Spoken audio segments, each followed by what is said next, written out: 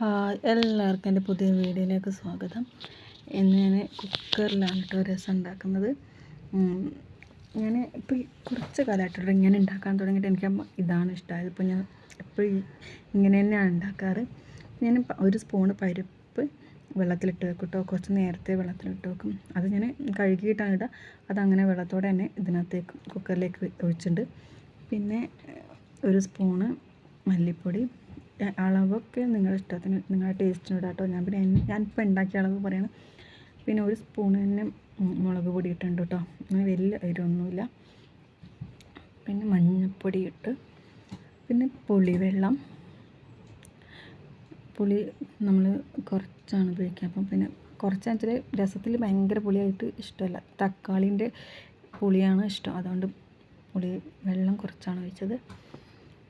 പിന്നെ നമ്മളിതിനകത്ത് ജീരകം, വെളുത്തുള്ളി, ചെറിയുള്ളി, അതും വെളുത്തുള്ളിയും ചെറിയുള്ളിയും 3 അല്ലി വീതം കേട്ടോ. മൂന്നെണ്ണം വീതം ഇട്ടു ചതച്ചിട്ടതാണ്. ജീരകം നല്ലോണം അരക്കും.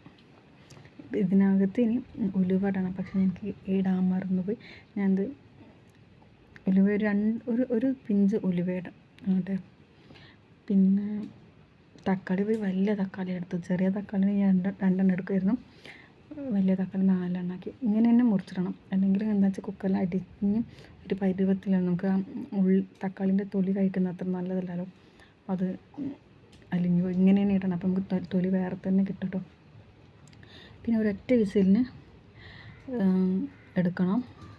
കാരണം തക്കാളി അങ്ങനെ ഉടഞ്ഞങ്ങനെ പൊടക്കാറ്. നമ്മൾ ജസ്റ്റ് ഒന്ന് താളിക്കുമല്ലോ.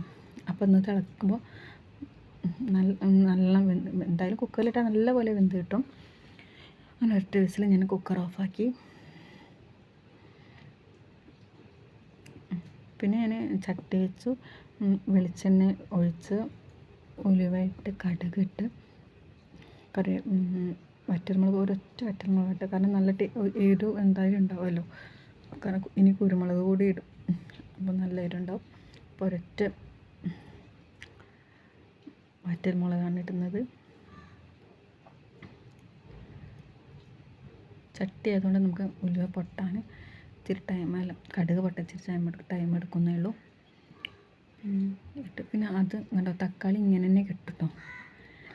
പിന്നെ നമ്മൾ ചട്ടിയിലിട്ട് നോക്കുമ്പോൾ ഫുള്ളും ഇങ്ങനെ സ്പൂൺ കൊണ്ടൊന്ന് ഇതാക്കുമ്പോഴേക്കും എല്ലാം അതിനകത്ത് ഇതാവും. പിന്നെ ആവശ്യത്തിന് വെള്ളം ഒഴിക്കാം. നമുക്ക് ആവശ്യത്തിന് എത്രയുള്ളൂ. പിന്നെ മല്ലിയിലയും കരിവേപ്പിലയും ലാസ്റ്റ് ഇടും കേട്ടോ. നമ്മുടെ രസം അടിപൊളിയായിട്ട് റെഡിയായി കിട്ടും. പക്ഷേ എനിക്ക് തോന്നുന്നത് തീരെ അറിയാത്തവരൊക്കെ ഒന്ന് ട്രൈ ചെയ്തു. അടിപൊളിയായിട്ട് കിട്ടും കേട്ടോ. നല്ല ടേസ്റ്റുള്ള വെച്ചാൽ ഇതിനകത്ത് കായപ്പൊടി ഇടും കേട്ടോ. പിന്നെ കായപ്പൊടിയും കുരുമുളക് പൊടിയും ഇടും.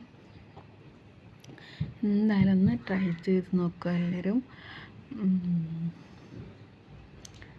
എനിക്കിങ്ങനെ വെച്ചിട്ടാണ് രസം ഇഷ്ടമായത്.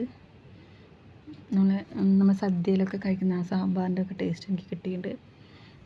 മല്ലിയില നമ്മൾ ആവശ്യത്തിന് ഇട്ടോ കേട്ടോ. മല്ലിയില കരിവേപ്പിലൊക്കെ നമ്മൾ ടേസ്റ്റിൻ്റെ ഇതിലിട്ട. ഞാൻ ഈ മെത്തേഡൊന്ന് കാണിച്ചതാണ്. നിങ്ങളിങ്ങനെ ചെയ്ത് നോക്ക്, അടിപൊളിയായിരിക്കും. ജസ്റ്റ് ഞാൻ ഗ്യാസ് ഓഫാക്കിയിട്ടോ, എന്നിട്ട് തിളക്കുന്നതാണ്. നല്ല ടേസ്റ്റാണ് കേട്ടോ, അടിപൊളി. ഇതൊക്കെ നമ്മൾ വെച്ച് കുറച്ച് കഴിഞ്ഞാൽ ഫുൾ നല്ല പാകത്തിന് നല്ല കറക്റ്റ് പുളിയും എരിവൊക്കെ ഉള്ള അടിപൊളി രസം തയ്യാറായിട്ടുണ്ട്. വീഡിയോ കണ്ട് ഇഷ്ടമാണെങ്കിൽ എല്ലാവരും ഒന്ന് സബ്സ്ക്രൈബ് ചെയ്ത് സപ്പോർട്ട് ചെയ്യാം. Thank you.